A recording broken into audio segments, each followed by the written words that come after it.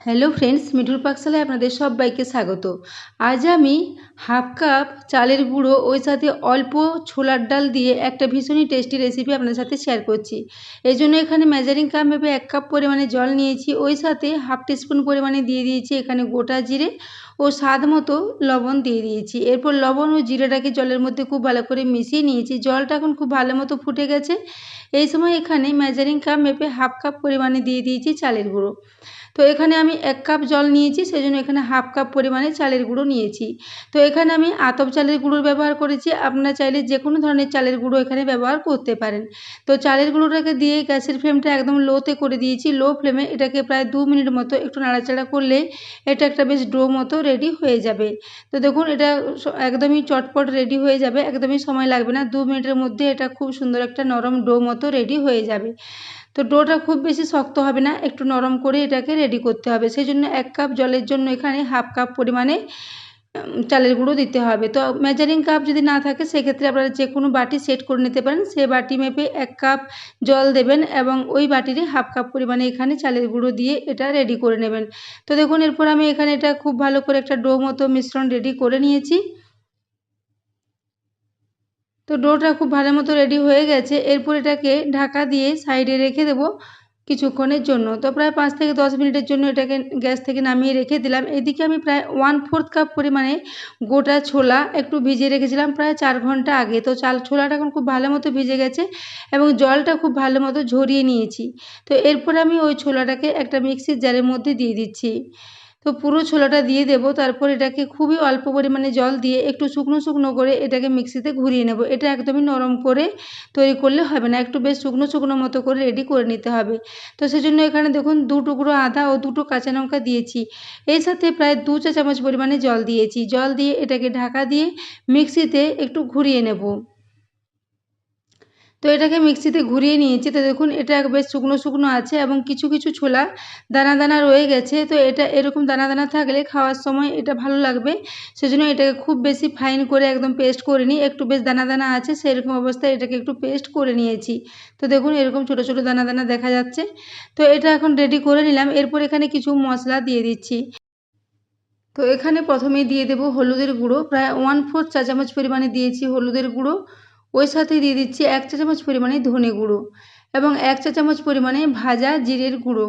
ওই সাথে স্বাদ মতো একটু লবণ দিয়ে দিলাম। আদা কাঁচা লঙ্কা বাটার সময়তেই দেওয়া ছিল, সেজন্য এখানে আর দিচ্ছি না। তো এরপর এখানে আবারও একটা কাঁচা লঙ্কা ছোটো টুকরো করে কেটে রেখেছিলাম, সেটা দিয়ে দিলাম। এরপর এখানে দিয়ে দিচ্ছি কসুরি মেথি, 1 চা চামচ পরিমাণে কসুরি মেথি এখানে দিয়ে দিয়েছি। এরপর সমস্ত কিছু মশলাগুলো এর সাথে খুব ভালো করে মিশিয়ে নিচ্ছি। তবে বন্ধুরা আজকের রেসিপিটা আমি সম্পূর্ণ নিরামিষভাবে রেডি করেছি। আপনারা এখানে চাইলে এর সাথে একটা পেঁয়াজ কুচিয়ে মিশিয়ে নিতে পারেন, সেক্ষেত্রে এটা ভীষণই টেস্টি মতো রেডি হবে। তো আমি এটাকে পেঁয়াজ রসুন ছাড়াই নিরামিষভাবে রেডি করেছি। তো দেখুন এটাকে আমি হাতে করে এরপর খুব ভালো করে একটু মশলাটা মিশিয়ে নিলাম।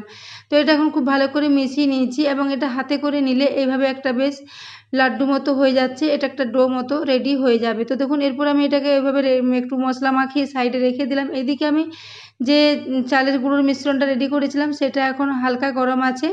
এরপর এটাকে আমি একটু মেখে নিচ্ছি হাতে করে। তো এটাকে এইভাবে একটু ভালো করে মেখে নিচ্ছি। তো বন্ধুরা আজকের রেসিপিটা যদি ভালো লেগে থাকে তাহলে অবশ্যই বন্ধুদের সাথে একটু শেয়ার করে দেবেন এবং রেসিপি ভালো লাগলে অবশ্যই একটা লাইক করতে ভুলবেন না। তো দেখুন এরপর এটাকে খুব ভালো করে একটু হাতে করে মিশিয়ে একটা বেশ ডো মতো রেডি করে নিচ্ছি। তো বন্ধুরা আজকের রেসিপিটা ভীষণই হেলদি ও টেস্টি রেসিপি, এটা একদমই কম তেল মশলা দিয়ে রেডি করেছি। তো এই রেসিপিটা আপনারা সকালে ব্রেকফাস্টে বা বাচ্চাদের স্কুলের টিফিনে বা বিকেলের দিকে হালকা স্ন্যাক্স হিসেবে এটাকে রেডি করে নিতে পারেন। ভীষণই টেস্টি একটা রেসিপি। তো দেখুন ওদিকে একটা ডো মতো রেডি করে নিয়েছি, এদিকে আমি একটা চাকি বেলুন নিয়ে নিয়েছি। এই সাথে আমি শুকনো চালের গুঁড়ো কিছুটা নিয়ে নিয়েছি। এরপর এই চাকতির ওপরে কিছুটা শুকনো চালের গুঁড়ো দিয়ে দিলাম। এরপর ওই যে ডোটা করে রেখেছিলাম তার থেকে অর্ধেকটা পরিমাণে এখানে মিশ্রণ নিয়েছি, বাকি অর্ধেকটা আবার পরে নেব। তো অর্ধেকটা মিশ্রণ নিয়ে এখানে একটু এটাকে মোটা করে বেলে নেব, খুব বেশি পাতলা করে বেলবো না। তো যেহেতু চালের গুঁড়োর ডোটা খুবই নরম আছে সেজন্য এটাকে হালকা হাতে চাপ দিয়ে এভাবে একটু বেলে নিচ্ছি। চালের গুঁড়ো শুকনো উপরে ছড়িয়ে দিলে এটা আর বেলনে লেগে যাবে না, খুব ভালো মতো বেলা যাবে। তো দেখুন এইভাবে আমি এটাকে হালকা হাতে চাপ দিয়ে একটু বেলে নিচ্ছি। তো এইভাবে এটাকে একটু বড় করে বেলে নেব। তো সাইডগুলো ফেটে গেলেও কোনো অসুবিধে নেই, এটা দিয়ে পরে আবার রেডি করে নেব। তো দেখুন এরপর একটা ছোট্ট গ্লাস নিয়েছি, একটা গ্লাসে করে এইভাবে আমি ছোট ছোট গোল গোল করে কয়েকটা পুরির আকারে এগুলোকে কেটে নিচ্ছি। তাহলে এগুলো প্রত্যেকটা সমানভাবে রেডি হবে, তো সেই জন্য এগুলোকে একটা গ্লাসে করে এইভাবে কেটে নিলাম। তো দেখুন এখানে 3টে মতো রেডি করেছি। তো এইভাবে আমি এগুলোকে একটা থালাতে নিয়ে নিচ্ছি। এরপর বাকি যে মিশ্রণটা রয়ে গেছে সেটার সাথে এই যে মিশ্রণটা বেড়েছে এটাকে একসাথে মিক্স করে নেব। তারপর এটাকে আবারও মেলে এর থেকে বেশ ছোট ছোট আকারের লেচি রেডি করে নেব। তো দেখুন এইভাবে এটাকে আমি বেলে নিচ্ছি। বেলে নিয়ে আবারও গ্লাসে করে কেটে কয়েকটা এখানে এইভাবে রেডি করে নেব। তো বন্ধুরা আজকের রেসিপিটা যদি ভালো লেগে থাকে তাহলে অবশ্যই চ্যানেলটি সাবস্ক্রাইব করে আমার পাশে থাকবেন এবং পাশে থাকা বেল আইকনটি অবশ্যই প্রেস করে রাখবেন। তাহলে যে কোনো নোটিফিকেশানে আমি ছাড়ি না কেন তা সবার আগে আপনার কাছে পৌঁছে যাবে। তো দেখুন এরপর এটা থেকেও আবারও কয়েকটা রেডি করে নিয়েছি। তো এইভাবে আমি সবগুলোই রেডি করে নেব। তো এখানে অর্ধেকগুলো মতো রেডি হয়ে গেছে, আবারও বাকিগুলো একই সাথে রেডি করে নিচ্ছি। তো দেখুন এখানে সবগুলো রেডি করে নিয়েছি। তো এরকম একটু মোটা থাকবে, খুব বেশি পাতলা হবে না। তো এরপর আমি এখান থেকে কয়েকটা এইভাবে পুরিগুলো একটা চাকতির উপরে নিয়ে নিচ্ছি। তারপর ওই যে ছোলার ডালের মিশ্রণটা রেডি করে রেখেছি ওখান থেকে কিছুটা করে মিশ্রণ নেব আর এভাবে একটু লম্বা লম্বা করে প্রত্যেকটার উপরে একটু করে এভাবে বসিয়ে দিচ্ছি। তো বন্ধুরা আজকের রেসিপিটা ভীষণই হেলদি ও টেস্টি একটা রেসিপি। এই রেসিপিটা কেমন লেগেছে আপনাদের কমেন্ট করে জানাতে ভুলবেন না। তো দেখুন এরপর আমি এভাবে প্রত্যেকটাতে একটু সমান করে দিয়ে দিচ্ছি। যেহেতু এই লেচিগুলো খুবই ছোট ছোট আছে সেজন্য একটু মিশ্রণটা কম করে দিতে হবে, তাছাড়া বাইরে দিকে বেরিয়ে যাবে। তো দেখুন এইভাবে কিছুটা করে মিশ্রণ দিয়ে এগুলোকে রেডি করে নিয়েছি। তারপর এগুলোকে একটু মুড়ে নেব। তো এগুলো পুরো একদম টিপে টিপে মুখটা বন্ধ করতে হবে না, এইভাবে বাইরে থেকে দেখা যায় এরকম অবস্থায় এগুলোকে একটু মুড়ে নিচ্ছি। যেহেতু চালের গুঁড়ো পুরিগুলো অনেকটাই নরম আছে তাই এটা জয়েন্ট হতে কোনো অসুবিধে হবে না। আর এবং এটা স্টিম করব আমি, তো স্টিম করার সঙ্গে সঙ্গে ডালটাও খুব ভালো মতো সিদ্ধ হয়ে যাবে এবং এটা খুব ভালো মতো একসাথে সেট হয়ে যাবে। তো সেই জন্য এখানে দেখুন হালকা হাতে চাপ দিয়ে এইভাবে এগুলোকে একটু আমি জয়েন্ট করে নিচ্ছি। তো একদম খুব বেশি ভালো করে জয়েন্ট করার কোনো প্রয়োজন নেই, একটু চাপ দিলে এগুলো খুব ভালো মতো জয়েন্ট হয়ে যাবে। তো দেখুন এইভাবে আমি দুটো রেডি এখানে করে নিয়েছি। এই একই পদ্ধতিতে সবগুলো আমি একটু এই ছোলার ডালের মিশ্রণটা দিয়ে রেডি করে নেব।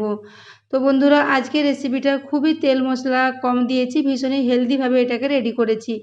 তো দেখুন এখানে দুটো রেডি করে নিয়েছি, ওই একইভাবে বাকি সবগুলোকে রেডি করে নেব। তো দেখুন এখানে সবগুলো রেডি করে নিচ্ছি।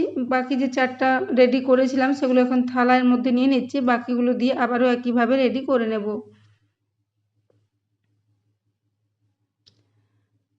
তো দেখুন এখানে সবগুলো একইভাবে রেডি করে নিয়েছি এবং যে পরিমাণ ছোলার ডালের মিশ্রণ ছিল তা দিয়ে আমার প্রত্যেকটা খুব ভালো মতোই রেডি হয়ে গেছে। তো এরপর আমি একটা ছিদ্রযুক্ত থালা নিয়ে নিয়েছি, তাতে 1/2 চা চামচ পরিমাণে একটু রিফাইন্ড অয়েল দিয়ে তেলটা খুব ভালো করে মাখিয়ে নিচ্ছি, তাহলে এগুলো আর থালাতে লেগে যাবে না। তো এরপর থালাতে তেলটা মাখিয়ে নিয়ে এই সমস্ত নাস্তাগুলো এখানে দিয়ে দিচ্ছি।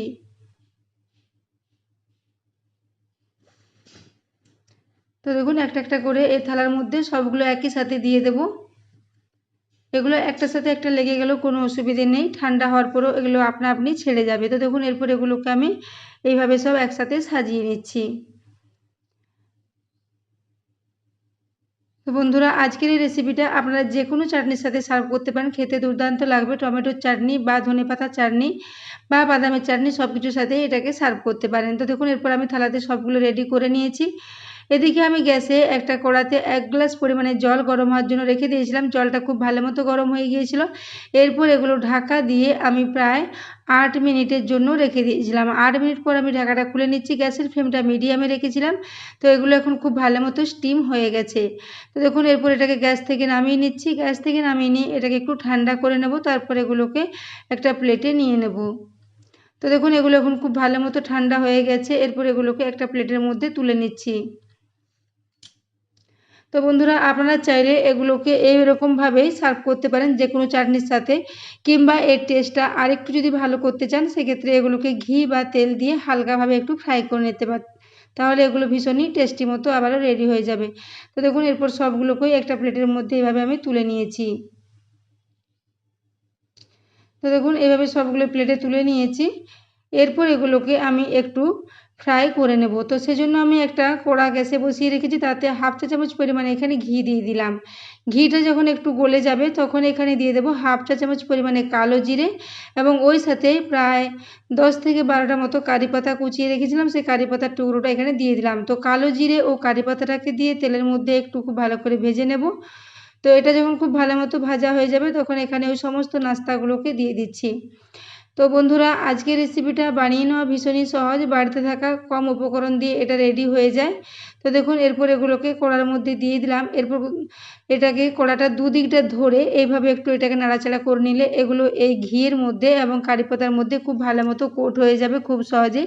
তো এরকম আমি এটাকে প্রায় 1 থেকে 1.5 মিনিট মতো একটু নাড়াচাড়া করে নিচ্ছি মিডিয়াম ফ্লেমে, তাহলে এগুলো খুব ভালো মতো ফ্রাই হয়ে যাবে। তো দেখুন এরপর এগুলোকে এইভাবে ফ্রাই করে নিচ্ছি, তারপর এগুলোকে একটা প্লেটে নিয়ে নেব।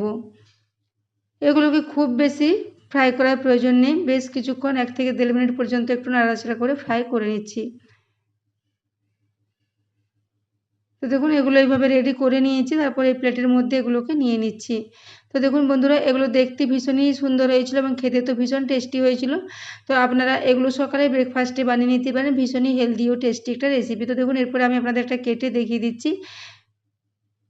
এগুলো খুবই নরম থাকে, ঠান্ডা হওয়ার পরও একদমই শক্ত হয়ে যাবে না। তো দেখুন এরপর একটা ভেঙে দেখিয়ে দিলাম এবং ছোলার ডালটা স্টিম হওয়ার পর এটা খুব ভালো মতো সেদ্ধ হয়ে গেছে, এটা খুব ভালো মতো টেস্টও এসেছিলো। তো বন্ধুরা, আপনারা চাটনি ছাড়া এমনিতেই এটা খেতে পারেন কিংবা যে কোনো চাটনির সাথেও এটাকে সার্ভ করতে পারেন। তো বন্ধুরা, এতক্ষণ পর্যন্ত রেসিপিটি দেখার জন্য আপনাদের অশেষ ধন্যবাদ।